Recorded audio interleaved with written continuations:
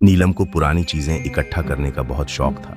अक्सर वह शहर के पुराने बाजारों में जाती और अजीबोगरीब एंटीक चीजें ढूंढती। एक दिन उसे एक छोटे एंटीक शॉप में एक बहुत ही पुराना लकड़ी के फ्रेम में जड़ा हुआ गोल दर्पण नजर आया।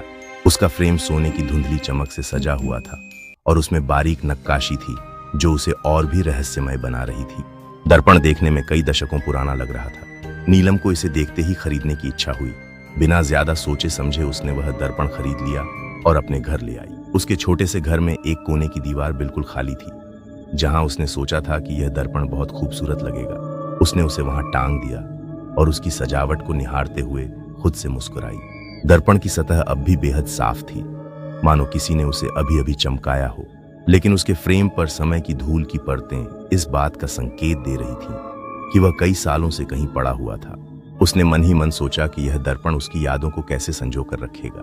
हर बार जब वह उस दर्पण में देखती, उसे अपने अतीत की छवियां नजर आती। पहली रात जब नीलम बिस्तर पर सोने की तैयारी कर रही थी, उसकी नजर दर्पण पर पड़ी। हल्की चांदनी कमरे में खिड़की से छनकर आ रही थी और दर्पण पर टकरा रही थी। लेकिन अजीब बात यह थी कि चांदनी उस दर्पण से टकराकर हल्की हरी चमक में बदल गई। नीलम ने इसे नजरअंदाज किया, सोचा शायद उसका वहम है। वह थकी हुई थी और जल्द ही सो गई। रात के सन्नाटे में अचानक एक हल्का सा खड़कने की आवाज आई। नीलम की नींद टूट गई और वह चौंक कर उठ बैठी। उसने चारों ओर देखा, लेकिन कमरे में कोई नहीं था।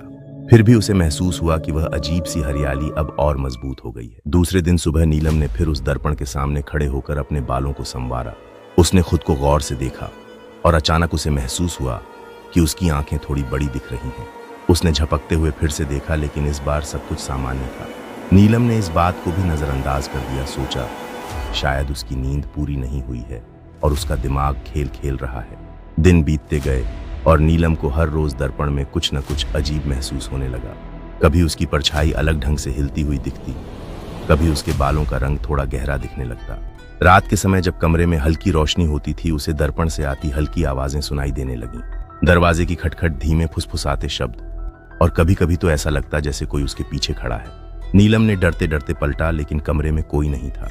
उसके दिल की धड़कन तेज होने लगी और उसने दर्पण की ओर देखा, जहां उसकी परछाई अभी भी वहां थी, लेकिन अब कुछ और गहरी और डरावनी लग रही थी। फिर एक रात जब नीलम सोने की तैयारी कर रही थी, उसने दर्पण में अपने पीछे किसी को खड़ा देखा।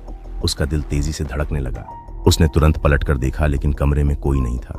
वह दर्पण के सामने गई और गौर से देखा। इस बार उसे अपने चेहरे पर हल्की सी मुस्कान दिखाई दी, जबकि वह बिल्कुल भी मुस्कुरा नहीं रही थी। नीलम का चेहरा भय से सफेद हो गया। उसने दर्पण को ढकने की कोशिश की, लेकिन जैसे ही वह कपड़ा लेकर आई, दर्पण की सतह अचानक ठंडी हो गई। नीलम की उंगलियां जम सी गईं, मानो उसे किसी बर्फीली चीज ने छू लिया हो। उसने तेजी से अपने हाथ खींचे और अपने बिस्तर पर लौट आई। दिल में अजीब सा डर समा गया था। अगली सुबह नीलम ने फैसला किया कि वह दर्पण को अब और नहीं रखेगी। उसने सोचा कि उसे किसी और को बेच देगी या किसी अनजान जगह फेंक देगी। लेकिन उसी रात जब वह सोने की कोशिश कर रही थी, उसे फिर से वही अजीब आवाजें सुनाई दी। इस बार आवाजें और तेज थीं, जैसे दर्पण के अंदर से कोई जोर जोर से दस्तक दे रहा हो। उसकी आंखें सडनली ओपन एंड उसने देखा कि दर्पण की सतह हिल रही थी, जैसे उसमें कोई कैद हो और बाहर निकलने की कोशिश कर रहा हो। नीलम ने हिम्मत जुटाई और धीरे धीरे दर्पण के पास गई। उसे लगा कि शायद यह उसकी कल्पना है, लेकिन जैसे ही उसने दर्पण को छूने की कोशिश की, दर्पण की सतह से एक काला धुंधला हाथ बाहर निकला और नीलम का हाथ कसकर पकड़ लिया। उसकी चीख कमरे में गूंज उठी, लेकिन वह अब खुद को खींचा हुआ महसूस कर रही थी। दर्पण ने उसे धीरे धीरे अपनी ओर खींच लिया। उसकी पूरी देह ठंडी हो गई और वह दर्पण के अंदर खींचती चली गई, जैसे वह कोई दरवाजा हो जो दूसरी दुनिया में खुल रहा था। अगले दिन नीलम के घर में उसकी सबसे करीबी दोस्त आई। उसकी सहेली ने उसे हर जगह ढूंढा, लेकिन उसका कोई अता पता नहीं मिला। वह उस कमरे में पहुंची जहां दर्पण टंगा हुआ था। उसने देखा कि दर्पण अब एक अलग सी चमक लिए हुए था। उसे लगा जैसे दर्पण के अंदर कुछ हलचल हो रही हो। वह दर्पण के करीब गई और उसमें झांकने लगी। अचानक दर्पण में नीलम का चेहरा दिखाई दिया, लेकिन यह वही नीलम नहीं थी जिसे वह जानती थी। उसकी आंखें बड़ी और डरावनी थीं और उसके होंठों पर एक भयावह मुस्कान थी। उसकी दोस्त चीखती हुई कमरे से बाहर भागी और पीछे रह गया सिर्फ वो दर्पण, जिसमें नीलम का चेहरा कैद था हमेशा के लिए।